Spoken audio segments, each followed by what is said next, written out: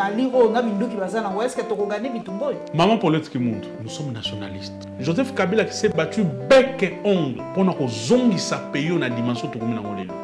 C'est-à-dire créer les conditions de vie, doter à la République les institutions que nous avons aujourd'hui. Joseph Kabila s'est battu pour qu'il amène à comme la 8e position. Au moment où Joseph Kabila s'est battu que Monusco est Kinde, l'une des personnes qui était à l'opposition, madame, ne voulait pas. Bango pour na bango, surtout avant les élections, réseau de la Guinée. Non, Monusco est Kinde parce que Kabila avait triché aux élections. Ils sont au pouvoir, bah comment c'est que Monusco est Kinde? Bah région de Revo a raison, au Yabiso. Commission de la défense et sécurité, où ils ont géré les lots par maman de l'Union sacrée. Bah ça la rapport. Balobi, 75% il y a mon solo. Oh, il faut qu'il y ait un état de siège et là, on a ça. Est-ce qu'on a déjà IGF? À quel moment on a dossier qu'on a ça la banquette? Est-ce qu'on a déjà l'association à droits de l'homme, à CAGE et tout ça? Balobi là,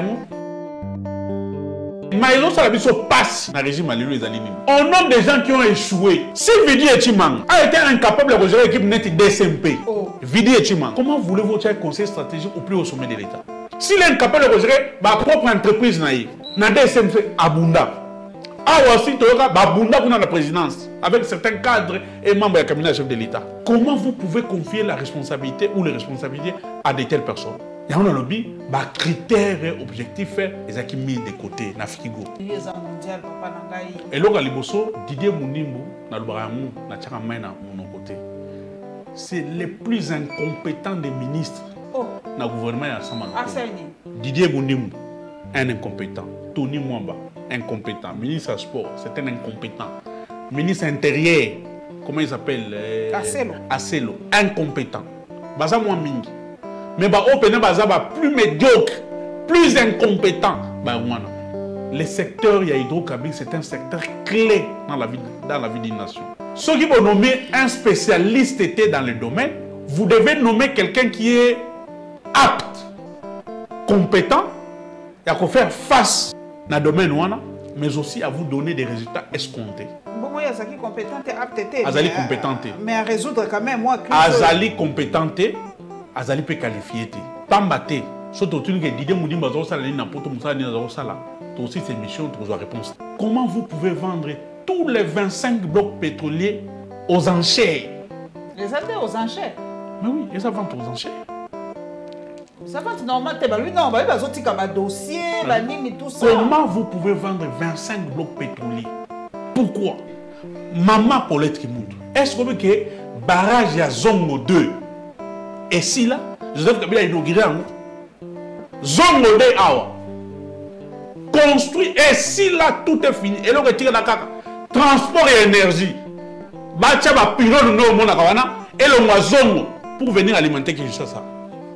Mbongo va dilapider 500 millions na projet programme à 100 jours.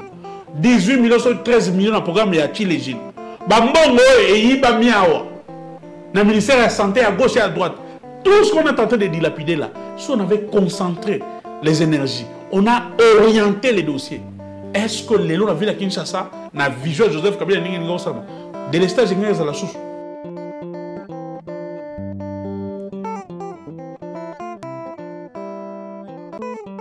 Esengo mingi ya koyambela bino lisusu papa Chiben na ye tokosolola ndenge tomesana makambo ezali ebele. Esengo mingi papa Chiben akoyambela lisusu.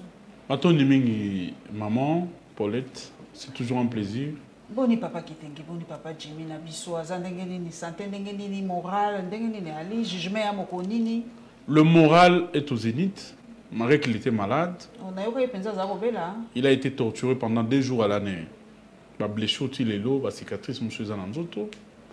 Quand il est arrivé au parquet, à assistance, il y a surtout monsieur à droit de l'homme, bureau conjoint MONUSCO, il a constaté effectivement torture et ça. On avait mis la pression au niveau année qui a ça la vidéo net maman Marie à monsieur Tshisekedi dit pardon, il a refusé. On lui a proposé l'argent, beaucoup d'argent, pour qu'il quitte les PPRD à côté de l'Union sacrée, il a refusé. Il a dit, si vous espérez que Nassali Mabé, j'aimerais bien être devant mon juge naturel, Nassamba, Naïba, de quoi est-ce que vous me reprochez? Il est arrivé à Makala, il était malade. Le médecin là-bas, à l'hôpital à Makala, ont constaté qu'il était malade. On a fait appel à ma médecin légiste. Les médecins légistes sont venus, ils ont fait leur rapport. Il est malade. Mais jusque-là, il est toujours détenu. Nous avons aussi un autre camarade, Momo Moulap. Il est secrétaire exécutif provincial en charge de la communication en province de Lualaba. Il a été enlevé dans Lualaba. Il est dans Lubumbashi. Lubumbashi, plus de 6 mois. Il n'y a assistance ni à la famille politique, ni à la famille biologique, ni à l'avocat. Et l'autre va se reprocher tout éviter. Donc, cette situation est en train de déranger non seulement les Congolais, mais les cadres et militants de la PPRD. Mais nous disons que c'est une lutte noble que nous sommes en train de mener. Tout ce que nous disons aujourd'hui, les vols que nous sommes en train de décrire, le vol de rames que nous avons défendu, et mon année que rames, ils ont taxé, ils ont importé, ils sont bons. Les détournements que nous sommes en train de décrire, ils ont continué dans la présidence. L'incompétence, l'amateurisme, il y a des ministres ils ont bons dans les lots. Donc, nous sommes victimes pour notre opinion politique. Jimmy Kitting est victime à cause de ses opinions politiques. C'est un détenu d'opinion et nous demandons sa liberté. Beaucoup d'explications à papa, autorité morale, papa Kabila. Nakati Makambo, maman Olive Lembeye, Moutazaraka Motoya, Yabato Motoya Mawana. Tous ceux qui sont impliqués. Papa Joseph Kabila, il est président national de notre parti. Maman Olive, c'est la politique, c'est que je suis certain, à la fondation de l'initiative plus, à son rabatunion. C'est qui est sûr et certain, baza impliqué. Parce que Jumi qui est moins dans la banque. C'est tout à fait normal que vous allez impliquer. Et nous passons de moments où certains compatriotes vont perdre leurs parents, net le France posé qui ça, qui a perdu sa maman à cause de l'atrocité, à cause de la menace, à cause de la pression, il y a enlèvement et tout ça. Aujourd'hui, nous avons des compatriotes qui sont en exil. Pero Louara, Barnabé Kikaya, certains compatriotes sont sortis dans l'anonymat dans la République démocratique du Congo. Aujourd'hui, je ne peux pas citer leur nom, mais ils sont en exil. Pourquoi? Parce que ces régimes veulent nous imposer la dictature à tout prix. Ces régimes, à l'Ingi-Koyoka, sont des cloches moussous-soutés, surtout l'opposition. Ceux qui sont opposants, il y a Joseph Kabila et tout ça, on met qui Koloba, place nous dans la prison. Et bien là, il y a que malako et kotonda. Oui, et kotonda pour tout ça. Au contraire, on a vu que les Congolais que Ndunda et kotonda na wenze, Biloko Kolia et kotonda na wenze, Massango et kotonda na wenze. C'est ce que les Congolais attendent. Maï et kolemba kobima na pompe, courant, bokolemba yango de l'estage de Kozalate. C'est ce que les Congolais attendent. Massango, on a bien Papa Chiben, tout ça la proposition pour l'opposition. Massango, il y a service national, on a bien des gens, ça va, ndenge lo ba ko distribuer en mois partout. Banani va redynamiser le service national, madame. Les gens ont une courte mémoire. Joseph Kabila, d'abord, qui ont créé ces services? C'est Mouzé. Service national Eva Mouzé. Quand Joseph Kabila arrive, qui a nommé bateau Bazawana dans le service national pour redynamiser le service national? C'est Joseph Kabila. Non, Moussa les a Salema. Moussa les a Salema. Moussa les a Salema. Bao Basoma Bansango service national, Bayebi. Qui a doté les moyens d'un service national, l'équipement pour que le service national ait fonctionné? C'est Joseph Kabila. Aujourd'hui, on veut mettre Moussala, il y a service national en exergue, sur le plan de communication, c'est une bonne chose. Parce que les bilans représentés dans la population est athée. On s'accroche dans mon action au service national pour justifier amateurisme, incompétence, dans le bilan est négatif. Mais le service national a été bel et bien créé par Mouzé, redynamisé par Joseph Kabila. C'est Joseph Kabila qui a eu la vision salvatrice et a nommé des animateurs qui sont là aujourd'hui, des experts qui sont là aujourd'hui. Donc, ceux qui sont venus aujourd'hui, dans la continuité, jusque-là, va proposer M. Laurent côté. Papa Chiben, nayebi ke Kabila déjà à l'époque na ya lingaka peza départ à MONUSCO.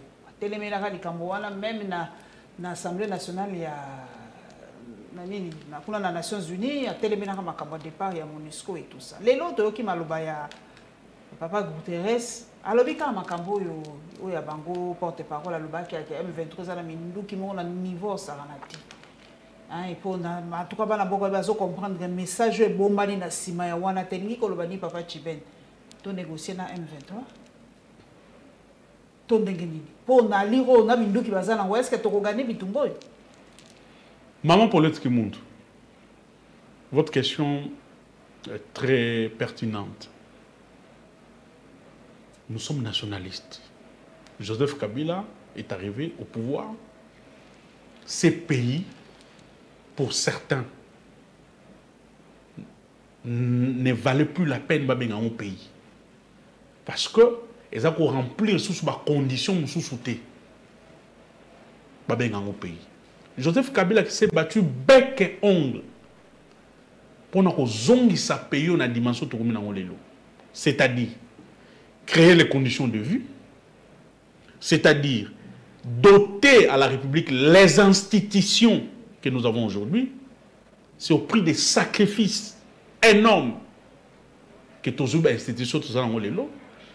Réouverture, il y a Congo au monde. Congo comme fréquentable. C'était sous Joseph Kabila. Joseph Kabila a travaillé pour que l'économie na biso a déjà des moyens, des outils pour que l'économie na biso mata. Parce que pour mater, tant qu'il y a comme pouvoir, il a trouvé un budget, il y a à peu près 100 millions ou 200 millions de dollars. À l'ongwe wana, toko mililo a tika biso na 6 milliards. Réserve d'échange, réserve d'échange, et ça l'a quitté. Pas maté, toi qui n'as pas de il y a 15 milliards de dollars. Pays le plus endetté parmi les pays les plus endettés du monde. Il fallait qu'on foute d'abord Nyongo. Joseph Kabila s'est battu, madame. Il qu'on foute à plus de 50 millions de dollars dans l'institution à Bretton Woods. En même temps, quand vous donnez 50 millions d'institutions à Bretton Woods, pour atteindre le point d'achèvement, en même temps, il faut que vous fonctionner, en même temps, il faut que vous là, en même temps, il faisait tout ça au même moment. Il ne s'est jamais plaint, madame. Jusqu'à ce que tu atteindre le point d'achèvement, le reste, il y a des tournants, comme il y avait l'orthodoxie budgétaire, comme il y avait le principe il y a respect, il y a finance publique. Comme il y avait bonne gouvernance et tout ça, l'institution, le Baki, ok, comme vous êtes arrivé à ce niveau, la dette, la partie de la dette est effacée. Voilà les efforts. Nous avions une armée non classée, madame, sur le plan africain et sur le plan international. Joseph Kabila s'est bat pour qu'armée n'a vu comme la 8e position. 8e position, on doit candidat qui sentiment. Non.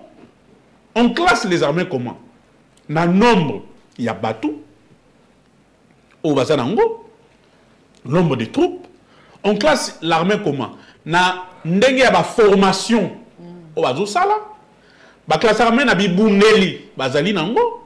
Ba classe armée na Bitumba, au Bazobunda. Et tous ces aspects-là ont été pris en compte pour que l'armée na Bisoemata. Alors, il était nécessaire, même impérieux, que MONUSCO a quitté. Voilà pourquoi il y avait un dialogue permanent. Il y avait des discussions permanentes dans les Nations Unies. Pambaté, nous sommes un pays qui a 4 systèmes aux Nations Unies. MONUSCO est coquille mais nous allons rester partenaires des Nations Unies. Pambaté, tous à USAID, tous à ONU Femmes, tous à OMS, tous à organes et système des Nations Unies et l'organisme. Donc nous allons continuer à collaborer. Voilà pourquoi tout banaki déjà réduction effective à MONUSCO. MONUSCO est à qui quitte. Ils sont partout. Partout. Alors, de manière méthodique, Joseph Kabila va gouverner les Alaki, ils ont donné des raisons que présence en MONUSCO n'a pas de qui quitte les alités.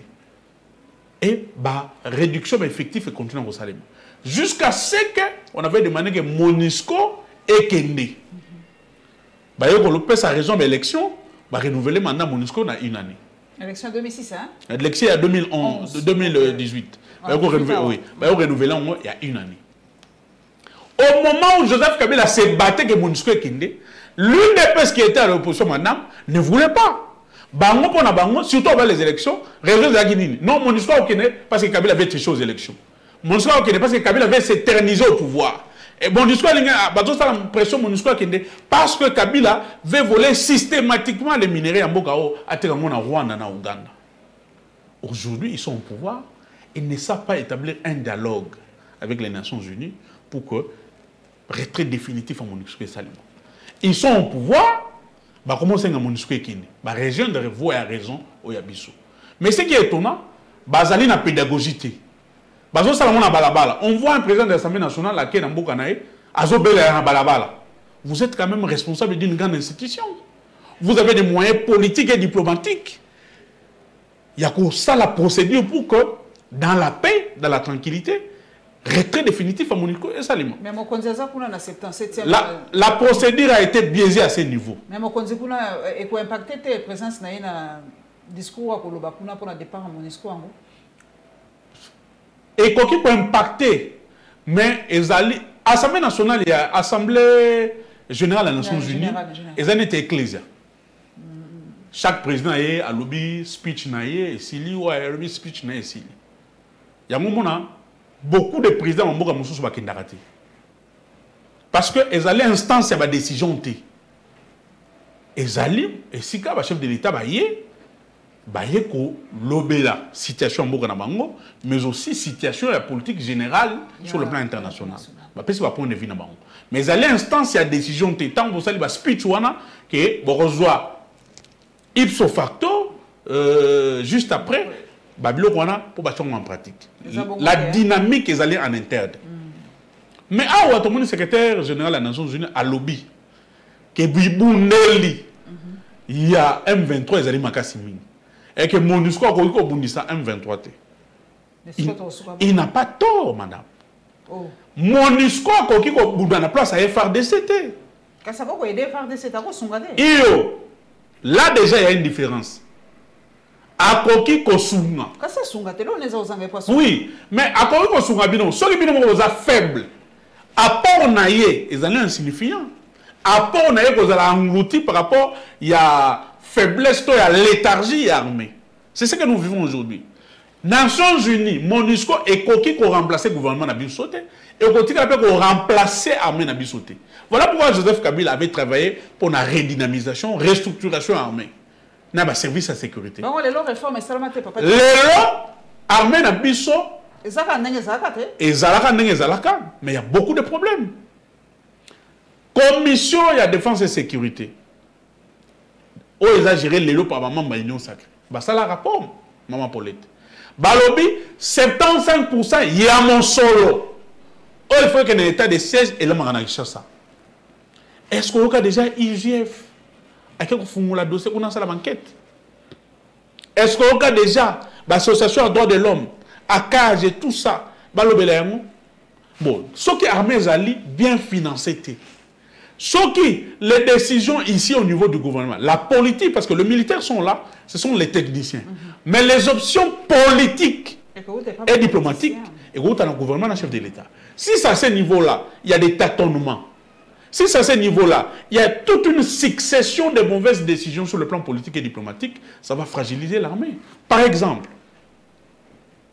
l'armée a Banagi Koloba depuis longtemps que nous sommes attaqués par le Rwanda. Nous sommes attaqués par les Rwandais parce que nous sommes sur le terrain, nous faisons face à M23, mais Bibundelo Bazali Nango, Batenio Bazali Nango, Bendiso Bazali Nango, et Zola qui sa suffisance que nous sommes en guerre contre le Rwanda. Tout à fait, Maman Paulette. Ici à Kinshasa, on a contredit l'armée. Ministre de la Communication. Ministre de la Communication a contredit l'armée. Déjà, quand il y a tâtonnement, quand il y a contradiction au plus haut sommet, il y a politique, il y a armée, ça crée une sorte de confusion, ça crée une sorte de désordre dans la carte armée, ça crée un découragement. Ça, c'est le début. Deuxièmement, avancer, gouvernement et gouvernement.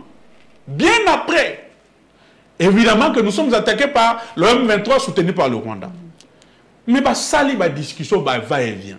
Le militaire congolais se bat jusqu'au sacrifice suprêmement.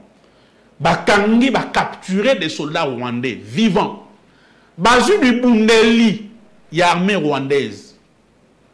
Tofandiawa, Kagame a fait un ultimatum. Le président Angola a lobby pour une discussion avec M. Tshisekedi, condition à Liboso, on doit libérer les militaires rwandais. Bakenda, Bazoa Pepo, Awa, ceux qui Congo Airways, ceux qui Nin, Bazoa militaire rwandais jusqu'à Angola. Angola, Rwanda. Vous croyez que ça n'impacte pas sur la psychologie des militaires? Deuxièmement, les chefs de l'État se déplacent à Angola, à Zongi, aucun accord trouvé. Aïe Kozonga Awa. Comme à Lulan Pepo, à Jésus soit à Kenya. À Kenya, on s'attendait que Kenya, évidemment, à ça qu'il fasse, il y a Yoweri Kaguta Museveni, à qu'il fasse, il y a les dictateurs et sanguinaires Paul Kagame, que les choses soient tirées au clair. Kuna, non. Non. Nous allons créer une force spéciale au Congo pour mettre fin à Maïzole Kakuna. Mais déjà, avant Bakindekuna, il y avait l'armée américaine de Yaka Awa, armée angolaise, armée rwandaise, armée ougandaise, mutualisation et autres. Plusieurs sud-soudanaises, Bazaki Awa, et bouté le côté. État de siège, et bouté le côté. Bazongi Awa, l'armée wanaye. Bazo continue au Koufa. Bazo continue. Les soldats, les civils, bazo continue à violer. Bana bazo tangate, Bunaga na 3 mois, na maboko ba rebelle. Tout ça, ça a un impact négatif sur les troupes. Problème Moussous. Erba Outi Kuna Baye Awa. Chef de l'État a tindi un délégué ou un représentant naïe. Ministre, je crois, il y a infrastructure ou quelque chose. Ah, oui, il y a quelqu'un qui Burundi. Azongi Soussou, et bien il y aurait Kabuta Museveni, na Ouganda. Ah, Ouganda. Une discussion politique qui devait être secrète et diplomatique. Pour qu'on quitte ça le coup, Congo. Pour qu'on ait Tshisekedi que politique n'est pas faible. Le régime n'est pas faible. Yoweri Kaguta Museveni a yambi délégué. Il y a M. Tshisekedi n'a mis sur un journaliste. N'a retina 2 phrases dans la discussion. Ministre ministre d'État a lobby. Yoweri Kaguta a essayé. Ce qui vous a makasi. Faites la guerre à M23. Ce qui vous a makasi, vous négociez à M23. Maintenant, ce qui makambo, Antonio Guterres a lobby. Secrétaire général des Nations Unies, madame, ne vous étonnez pas, aujourd'hui, les options politiques prises par les régimes Tshisekedi fragilisent notre armée pour qu'enfin nous puissions reconquérir Bunagana, fragilisent les services de sécurité pour remettre hors état de nuit le M23 soutenu par l'Ouganda et le Rwanda. Papa Chibene, vous allez antipatriotique, vous avez discours modèle. Na fini mon toté, na sali analyse. Pambate, maman Paulette. Quel état de ces acquis? Tant que l'état de ces acquis, mettre fin à la sécurité, protéger la population et l'air bien. Tina état de ces acquis. Bon, maintenant, après 6 mois, est-ce que état de siège, Tino Batila qui a un bon moum? Bato bazo koufa ko le avant d'état de siège, bazo piller, bazo incendier mit tout cas commerçant. Bazo incendié, mais tout cas, commerçant. Bunagana est toujours entre les mains. Il y a M23 dans Rwanda. Rentrée scolaire dans Bunagana est limité. Est-ce que tout le monde c'était une décision prioritaire? C'était une décision salvatrice? C'était une décision réfléchie qu'il fallait prendre? Na Bunagana, on a papa Chibena. Tribune, nous avons. On a moins connaissance. La tribu n'a habité, mais ce qui est sûr et certain, ce sont nos frères congolais. Ce sont les frères congolais. Mais c'est quoi les Kambabunagano? Et ali revenir aux Oiri Makambo armée, moi, et c'est une reprise stratégique qui était peut-être baboui comme la population civile. L'armée Nabiso, la grande miette, et le Bakamingi Mingi, l'aime sous Bako, pour finir la stratégie, pour tant que Kindekun Armageddon, quand on va récupérer Mbalamako. Peut-être Balingi dialogue, il sautait. Maman Paulette, je suis nationaliste dans l'âme. Souci nangai Bunagana zonga na mboka ba Congolais. Na koki ko sepela na pasi ya bande kunanga te. Non seulement ya Bunagana, ya Ituri, ya kwa muntu. Ya kwa muntu. entre Teke et Yaka. Nakoki ko sepela mande ko bazo violer à Ote et pas bakuluna. Na Kinshasa. C'est grave. Insécurité généralisée. Je ne suis pas content. Mais face, il y a impuissance, il y a l'État. Face, il y a faiblesse à l'État. Toko Salani. Parce que l'État ne faut protéger Ngaï. Il faut protéger le moment pour l'État. L'État ne faut protéger Bato Bazana Bounagan. Oui, il faut pour ça la République stratégique. Pour prendre d'assaut Bounagan. C'est une bonne chose. Mais pour combien de temps? Psychose, traumatisme. On va vivre. Donc, sur le plan économique, combien nous perdons? Ndege Bounagana est entre les mains de Rwandais. Parce que, basé contre la Mamounios, douanière, tout ce qui s'est fait, là-bas, c'est dirigé par le main de M23. En même temps, pendant que Bounagana, trafic entre Bounagana, Congo, pays voisins, c'est-à-dire, Bazana contrôle Nango. Ils peuvent faire entrer sur le sol congolais n'importe quoi, n'importe qui. N'importe qui sur le sol congolais, n'importe quel matériel. Comme ils ont sous l'administration, la gestion de l'administration, tout ça, ils allient, qu'on peut s'habiller sur place. Infiltration et qu'on continue.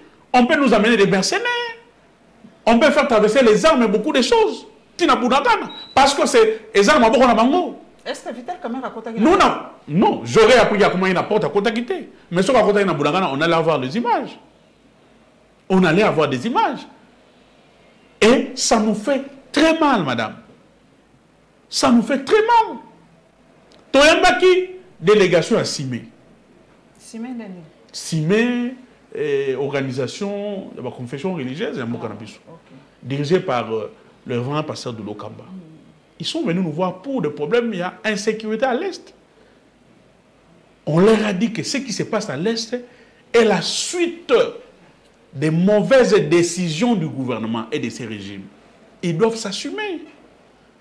Ils nous ont posé la question des élections. On n'est pas allé par 4 chemins, madame. On leur a dit l'organisation des élections 2023 est allée devoir constitutionnel.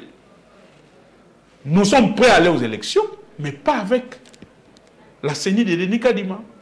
Parce que ceux-là qui sont pour le compte de l'opposition ont été achetés. Et ça, la partie politique n'a la Cour constitutionnelle, là, ne nous rassure pas. Mais oui, tout à fait. Pour des élections crédibles, apaisées et transparentes, madame, nous ne pouvons pas aller aux élections. Dans Denis Kadima, dans la Cour constitutionnelle. Oui, pour l'intérêt de la République, parce que nous n'allons pas organiser des élections pour le plaisir de les organiser, à moins encore, parce que, ici, la sanction de la mobilisation en recette, comme on a budget à 15 milliards, vous m'avez posé cette question. Mais aujourd'hui, j'étais sur le plateau avec un co-débatteur, communicant de l'Union sacrée, qui a avoué ce que moi j'ai dit, ce que Jimmy Kitenge dit, ce qu'Aristote Ngare me dit. Alors, oui. Et il s'est adressé personnellement au chef de l'État, Trésor Congo. Et j'ai salué cet esprit républicain. Et puis, ce chef de l'État, au lobby budget maintenant à 15 milliards. IO. Au lobby réserve d'échange de combien à 5 milliards, 6 milliards IO. Mais ce qui, mobilisation, il y a des recettes en outrance, entre guillemets, et ils allaient impacter la vie économique et sociale de la population, c'est un échec.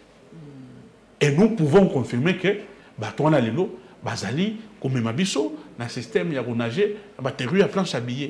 L'élection 2023 sans Bounagana. Je ne sais pas. Pour qu'il y ait élection, il faut réviser le fichier électoral. Pour qu'il y ait élection, il faut cartographie. Pour qu'il y ait élection, il faut d'autres opérations qui doivent se faire. Mais jusqu'à ce que nous sommes en train de faire cette émission, madame, jusque-là, rien n'est fait. La CENI est en train de demander l'argent. Tina Mokolo Alelo. La ministre de la Finance, mon Solemimaki. Mon solo Topesaki. Mais mon solo, ils allaient pour frais de fonctionnement. C'est plus de 640 millions de Maki. Voilà ministre du gouvernement lobby.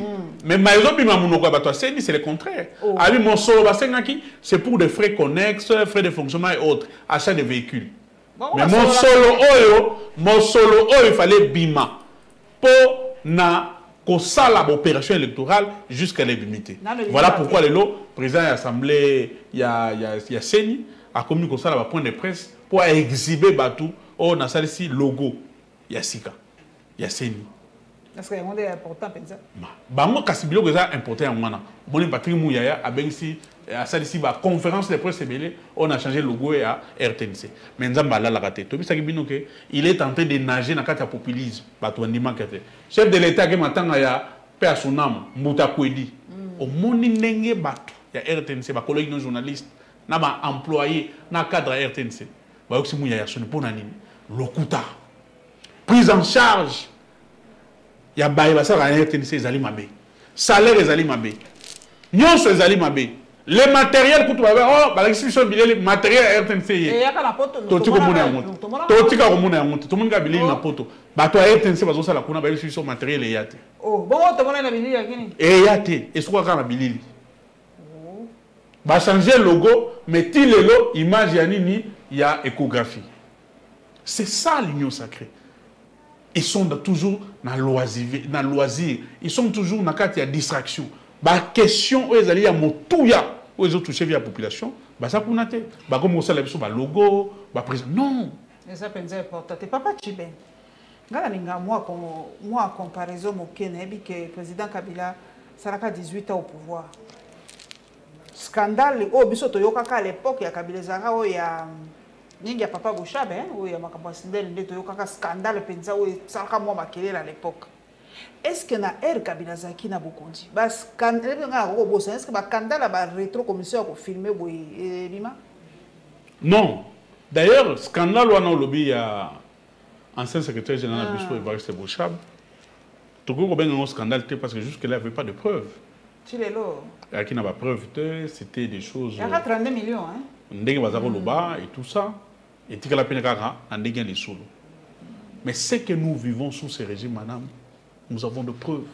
Est-ce que la PG qui était papa nanga? Les sous payés par ngaka la kisa bato ndenge ma bato na pe ba est-ce que mutu wana bato ba contacter wala papa nanga? Est-ce qu'il faut pas contacter bato ba éviter qu'il faut contacter peut-être ministère, il faut contacter ANAPI, il faut contacter pourquoi bato wana pe ba ko contacter kaka yepé? Bato pe ba za la formule qui toko te pour na kokota na ba autorité na biso. Là n'est pas le problème. Comment ça là n'est pas le problème papa nanga? Le plus grand problème que nous avons aujourd'hui, la présidence de la République, est-ce que Papa Tchiben, homme d'affaires, il faut qu'il y ait tout conseiller à Macron, il y a par exemple coopération, il y a conseiller à Macron. Il y a deux problèmes à ce stade. Le problème à Liboso, Bissoto de Kriaka. Que le chef de l'État est entouré de stagiaires. Le chef de l'État est entouré des incompétents. Le chef de l'État est entouré de personnes non qualifiées. Que le chef de l'État n'a pas un bon cabinet. Pambate, casting, il y a bateau entouré et ça va qui m'a monté. Bayoke la bisote. Bisote, ça va haineux. Tolingaka mokonzi mboka te, tolingaka régime te. Mais nous sommes une opposition républicaine. Nous n'insultons pas. Tout ce que nous pouvons faire, c'est de faire des critiques. Des critiques au même changement. Pambate, succession, il y a pas vu. Il y a pas problème de la présidence. C'est chaque jour. Ce qui ont électé, nous sommes. Ça, c'est le problème. Casting. Les castings étaient mauvais. Bachaki de côté les critères objectifs. Il y a instruction, il y a bonne moralité, il y a géopolitique, il y a formation, il y a spécialité. Tous les critères objectifs, il faut caractériser qu'un cabinet au plus haut sommet de l'État et qu'on ressent les mains. Bachaki de côté. Et la représentation en Boka. Tout ça, représentativité géopolitique. Et pour la constitution d'un cabinet, M. Tshisekedi, ils se sont accrochés dans les critères subjectifs. C'est-à-dire famille, amis. Voilà pourquoi aujourd'hui, on se retrouve dans le clientélisme, favoritisme, népotisme, corruption, détournement, trafic d'influence dans la présidence de la République. Mais maintenant, problème c'est le souci de satisfaire les siens. Chaque jour, maman Paulette. Joseph Kabila, banda na ba politique. Ti na niveau ya ba mapinga. Ti na niveau ba chauffeur ou ba kumba la présidence de la République. Soko ti ba critère objectif té aux en défense de ma communion. Pas maté. Même mon kumba chef de l'État na cortège, il doit être formé, travailler sous pression, travailler à vive allure. Les formation makasi. Et ça ba formation et des formations. Sous Joseph Kabila, ba mitu kawana na ba tukuwana, ba kenati na ba Israël. Ya solo. Pour na ko yekola ko kuma muntu kana lombangu. Travailler sous pression. Ba mapinga, ba kenana na ba Égypte, ba kenana na Israël. Pour na ko yekola ko renforcer ba capacité na mango ndeni ko kengela mokonzi ya mboka. Soko yena ba politique, il faut avoir un minimum d'expérience. Maman Paulette. Qu'autant la classe, c'est bien. Le diplôme n'est qu'une présomption en connaissance. Deuxièmement, vous ne pouvez pas causer la autant que classe, aussi ces classes, malamuko que au travers de la présidence de la République, au travers d'un cabinet ministériel, au travers d'un cabinet gouverneur, au travers d'un conseiller municipal ou chef de quartier, au travers de la structure où il y a parti, vous vous retrouvez au sommet de l'État, ça ne se fait pas. Vous allez plus grave pas dans non seulement salaté, mais ça c'est grave ça. C'est-à-dire, oui, batangate les séculaires et belé batangate. Alors, batili batoyi des personnes gêno, mususu banyo comme ya na lutte batanga, ba pesa ba musala, te bazu batouti poto batangate les séculaires, ba pesa ba musala kuna. Conséquence, vous aurez des choses comme ça. Mais maintenant, je suis conseiller du chef de l'État. Neti Kabila Zaki na 420 personnes à cabinet naï. Conseillers principaux, conseillers spéciaux et tout ça attaché, tout personnel de bureau 420. Oh, basé à 420. 420 personnes. Mais c'est tu sais que derrière à Longoé na 420 comme il y a 1150 personnes. Alors, conséquence ces années, il faut que ça là, qu'on crée ma structure et à Sika. Il faut créer ma poste à Sika pour satisfaire ses amis et certains membres de la famille. D'où on va créer des postes comme conseiller stratégique. Conseiller stratégique de quoi? Les flous, les vrais flous, il y a Vidi Chimang. Ou a commis touche à tout, na question tout naki, et baniwana. Parce qu'il devait être conseiller stratégique en matière d'infrastructure, conseiller stratégique en matière il y a sécurité, conseiller stratégique en matière il y a diplomatie et tout ça. Job description. Job description des alités. Azara conseiller stratégique. Alors, à Rosalani, à aussi maman sport, à aussi maman finance, à aussi n'importe où et n'importe comment. Bon, t'as là quoi? Est-ce qu'il y a batterisme? Comment vous pouvez traiter les dossiers au niveau, il y a l'État, au plus sommet de l'État, dans le téléphone, dans le Skype, dans la vidéo et tout ça. Connaissant aujourd'hui qu'il y a des personnes nuisibles, malveillantes, qui peuvent vous piéger, qui peuvent vous tenter pour prendre des propos, voilà, pour vous faire du chantage. Minimum. Il y a comme ça les alliés, ce que vous allez conseiller à chef de l'État, il y a un investisseur qui vient, comme entreprise, État financier et tout ça. Vous vérifiez, vous checkez à partir d'ici. Pour que la Banque centrale va vérifier évidemment ce qui est entreprise n'existe pas. Deuxième étape. C'est ce que je dis. Parce que on a sauté certaines étapes. Avant qu'on soit là, on soit investisseur et là, on soit comme entreprise. À côté de État financier. C'est-à-dire que solo na banque et si kazalaka. À côté de ça, ceux qui basala musala déjà, combien d'années d'expérience bazana na mboka bazalaka. À côté de ça, adresse na bloc mususuana. Et si l'entreprise on est allé établir. Vous, ceux qui allez en matière na yo, vous avez une prérogative na yo. Bon ça c'est une enquête sur cette entreprise na oyiba. Ceux qui oyebi bon moni quand même c'est une entreprise sérieuse. Où vous voulez quand même avancer dans la démarche wana. Il faut obtenir une invitation. Obtenir une invitation et comme les bango, au bénissi bango awa. Baya kota la na secteur ni besoin investir. Comme ça vous avez des entretiens plus solides, plus nourris face à face. Mais ces choses-là ne se font pas au téléphone. Tout ça, ça prouve à suffisance que Azali un amateur, beaucoup d'amateurs autour du chef de l'État. Deuxièmement, Maïzo Salabiso passe dans le régime Alilo et Alinini. Au nom des gens qui ont échoué, si Vidi Echimang a été incapable de gérer l'équipe nette DSMP, Vidi Echimang, madame, a été incapable de gérer une équipe comme DSMP, comment voulez-vous être un conseil stratégique au plus haut sommet de l'État? Comment? S'il est incapable de gérer ma propre entreprise, na DSMP, Abunda. Ah, aussi, tu as Abunda pour la présidence, avec certains cadres et membres du cabinet chef de l'État. Comment vous pouvez confier la responsabilité ou les responsabilités à de telles personnes? Il y a un lobby, critères objectifs, ils ont mis de côté, dans frigo. Ils se sont basés plus sur les critères subjectifs, et ces critères subjectifs ne font pas avancer un pays et une république. Merci en tout cas, Ndeko. Mais si vous Ndeko Nangai, toke na dossier où il y a pétrole, hydrocarbures en général. Ndenge nini, to komi la situation il y a commis tout na est-ce que réserve stratégique ezalité ndenge nini ndenge to poni pe la bilili ba kotinda biso ba produit impropre à la consommation ndenge nini to sala papa nanga pona ko éviter to tomber lisusu na ba kozanga carburant modèle casting. On a nommé un homme qu'il ne fallait pas nommer là où il est.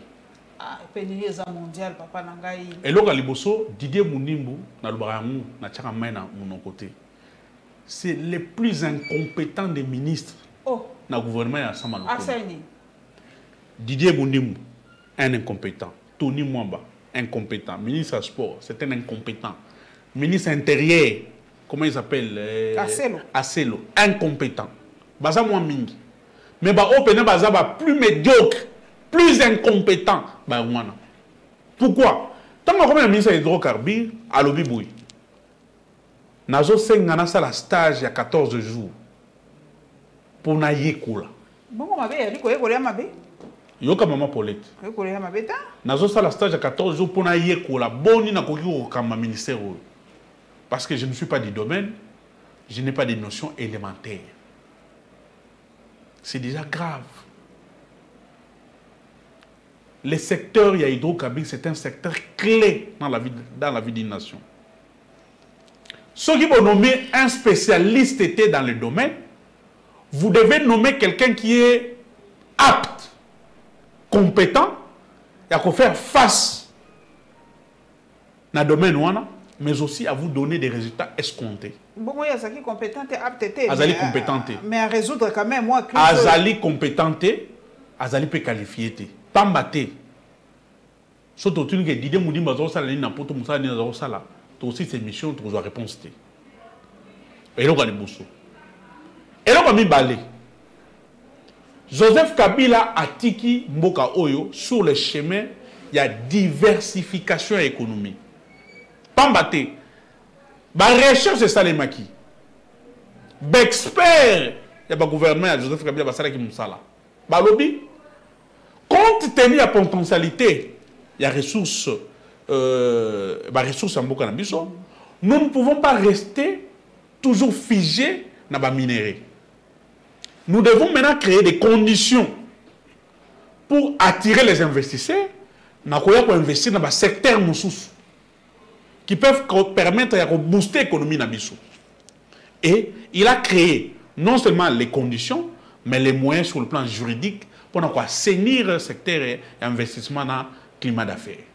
Il a créé des structures comme un guichet unique, on a créé ANAPI, on a créé beaucoup de structures. L'objectif de la création de la structure, on est là qui assainir le milieu d'affaires, mais aussi attirer les investisseurs. On a mis sur pied un nouveau code minier pour permettre de booster le secteur minière et tout ça. Alors, Totiki, pouvoir Tokei. Le gouvernement qui va arriver, M. Tshisekedi na IDPS, devait continuer à travailler pour la diversification économique. Basali a monté. Bon, bah c'est focalisé dans une cala mine. Basali a monté. Conséquence des alinines. Nous sommes restés une économie extravertie.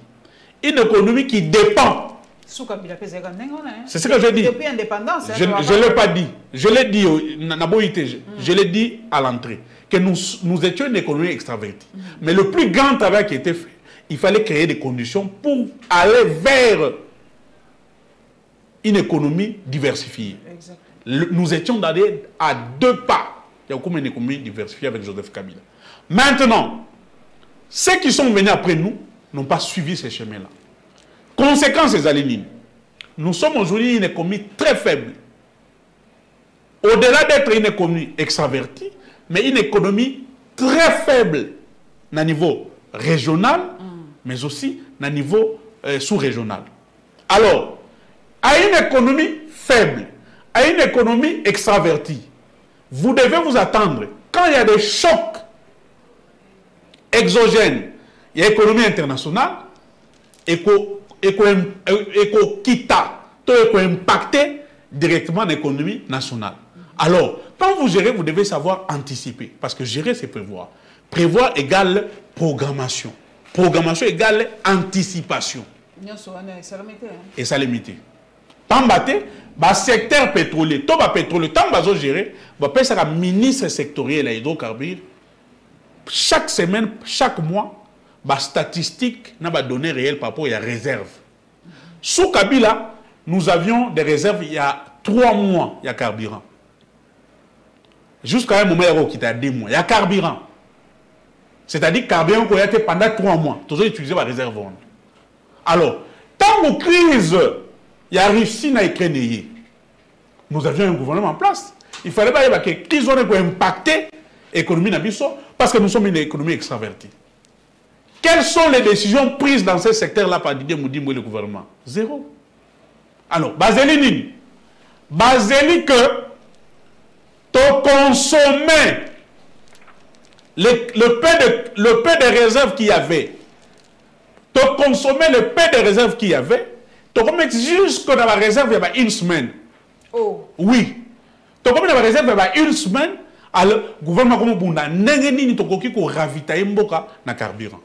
Conséquence, quand on fait les choses dans la précipitation, bah que vous avez vu carburant nini yamabe. Oh, ce qui to souffle, ce qui produit nini wana et l'équi. To ils allaient acceptable, ah ils allaient à 20%, bango to ya matière wana ils allaient 40%. Bah go changer te. Expert ya OCC ba ke ba sali ba zube échantillon ba sali ba analyse ba lobby carburant ils allaient impropre ya nini à la consommation. Ce qui botiam sur le marché et que bébé ça va mi tout que bébé ça bloque bébé. Alors, pour que OCC a fini à l'obité pas congolais, parce que nous avons des réseaux sociaux.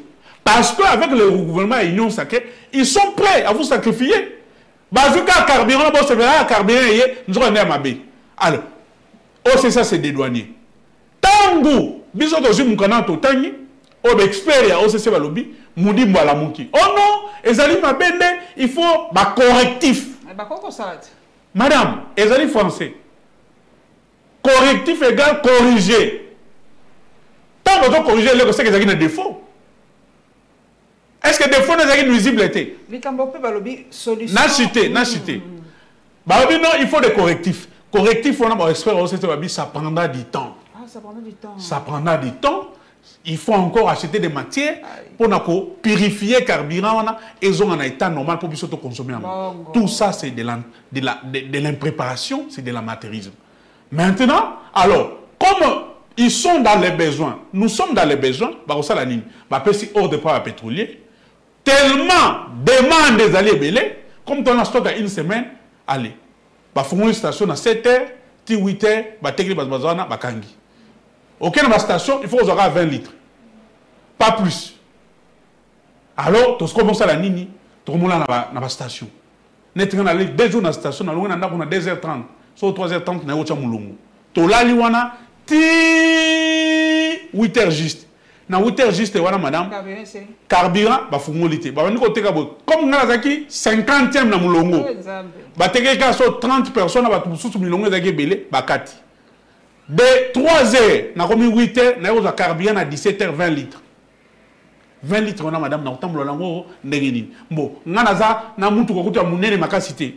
O ezana réservoir à 60 litres sur 70 litres. Même o ezana 200 litres, 120 litres. On va vivre comment? Non soit on est suite logique, il y a des décisions irréfléchies. Papa Tchiben, c'est un incompétent. Les gouvernements que nous avons, c'est un gouvernement des irresponsables et des incompétents. Tu as conclu, la solution est qui n'a pas pétrole et ali bloc pétrolier. Tiens na vente, na bloc gazier, na bloc pétrolier. Mais là on a la retour, on a dit que nangi moi précision po ezolo baloba mingi na yambi bata balobi faut kingakati bato balongwa po pétrole ya likuna. Siko nangina yeba ya solo penza basi bakutani na papa Kabila basi basololi po ba yebisa ye po toboya atoka lisusu déguerpissement forcé toboyi ko suto mona ba lion na libanda ba girafe libanda ba rhinocéros libanda na makadam boke ko luka pétrole kuna. Est-ce que vous avez déjà na ba prise de contact pour un jour beaucoup kolongwa kingakati pour ba exploiter pétrole? Maman Paulette qui monte amateurisme, assimilé na ignorance, et qu'on peut ça suite moko yamabe. Pour nanini. Comment voulez-vous un pays comme le Congo, même ceux qui va bloc pétrolier et gazier en 25, comment vous pouvez vendre tous les 25 blocs pétroliers aux enchères? Les aider aux enchères? Mais oui, et ça vend aux enchères. Ça vend normalement, dossier, tout ça. Comment vous pouvez vendre 25 blocs pétroliers? Pourquoi? Ça c'est un. Deux. Quelles sont les études menées? Des études sérieuses. Nous avons des études limitées sous le bois là. Je parle des études sérieuses menées par des cabinets, des experts sérieux dans le monde. Pour prouver que Awa bloc pétrolier ezali na autant de gisements, autant de nini boya pétrole. Ça c'est des trois. C'est une provocation. Yani. Qui n'akati. Le sol et le sous-sol appartiennent à l'État. Je ne refuse pas, madame. Je ne refuse pas. Kingakati, domaine privé. Il y a Joseph Kabila. Abani Kosomango, avant que tu sois chef de l'État. Azo Souma était namu. Tangwana, des jouisseurs en Europe. Bazo Dondoa. Bazo Sama Moussous. Alors que ma belle Nansele. Et ils ont qui $300 au sommet autant de mètres carrés. Nabansele Nabamboka on a nous sokuna Mbenza les autres $100 à l'époque il y a 15 ans passé au sommet Mabele. Na mimosa awa et partout ailleurs ici Mabele a $100, $200, $300. Les jouisseurs et des incompétents étaient en Europe en train de faire autre chose. Joseph Kabila son Mabele a pêché à mon valet. Les gens envient ça. Alors un tellement il était belé. Ça va pousser les gens à faire des déclarations du genre qui n'a qu'à l'un des blocs, ce qui 25e bloc pétrolier. Nous devons exploiter ça. Bon, quelles sont les études qui ont été menées pour prouver qu'il n'y a qu'à bloc pétrolier? Et ça qui mené dans le cabinet, par quel expert? Avant Bisotonima, donnez-nous ces données. Mettez ça sur la place publique, parce que qu'on le faut baïba. Deuxièmement, ou troisièmement, madame, au moment où plusieurs associations nationales et internationales ont été la protection environnement, la faune, la flore. La procédure et la matière, il y a des études au préalable et ça les matières.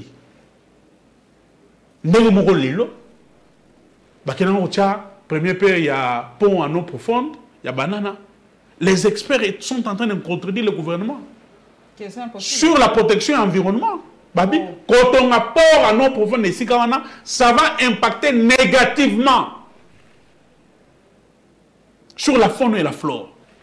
Aujourd'hui, ils sont bloqués. C'est-à-dire, quand vous faites des choses dans la précipitation, quand vous faites les choses pour prouver vous allez tomber dans des erreurs. vous êtes en train de copier très mal Joseph Kabila. Posez des actes réfléchis. Prenez des décisions réfléchies. Ça va aider la République à Kokene Liboso. Pas battre. Les gens qui ont malade Salemi. Et qu'on bénéficie de la sécurité. C'est pour tous les Congolais. C'est pour tous les Congolais. Joseph Kabila a tombé pour loin. Ce n'était pas de la précipitation. Il ne cherchait pas à prouver quelqu'un. Les gens permettent de négocier sur on a vélo, on a moto, on a Kinshasa. Est-ce que, tant qu'on a un barrage, il y a Katende, il y a Kobo, là, on est tout ça. Il a fait ça dans la précipitation. Et s'il a un barrage, et s'il a noté, il fallait pas signer ça. Mais ils sont ailleurs. Bazar à Marbella, on est pas signer ça. Barrage, il y a Kobo, dans la Katende. Les barrages initiés, Maman Paulette Kimundu, est-ce que le barrage, il y a Zongo 2, et si là, Joseph Kabila a inauguré un Zongo 2 Awa. Construit, et si là, tout est fini, et là, on retire la caca. Transport et énergie. Batia va pilote no mona kawana, et le Zongo, pour venir alimenter Kinshasa. Mbongo va dilapider 500 millions na programme à 100 jours. 18 millions sur 13 millions dans le programme de Chile. Mbongo et Yiba Miawa. Dans le ministère de la Santé à gauche et à droite. Tout ce qu'on est en train de dilapider là, si on avait concentré les énergies, on a orienté les dossiers. Est-ce que les lois de la ville à Kinshasa, na vision de Joseph Kabila de l'estage de la source? Mais, le régime de l'Union sacrée est incapable. Il y a un transport, il y a courant. Merci Papa Serge Tibel. En tout cas, tango apesa kibiso ekoki. Merci en tout cas makanisi na yo bana mboka bayoki yango. En tout cas, naebi que il faut tout ça la continuité à faire ya l'état. Ceux qui m'ont conduit mo watiki mo conduit mususu fois ya ko continuer yango. Je crois que zali dema en tout cas ya Papa Serge Tibel na profiter pe on a pesa Papa Jimmy Kitengembo te mingi. En tout cas, tous sentir absence na yo na ba plateau na biso mais to ko peso kaka courage. Bonne santé, Nzambe en tout cas abatela yo esika ozali. Merci na babone na biso nyonso bo like bo partager pe to komona na mbalasi.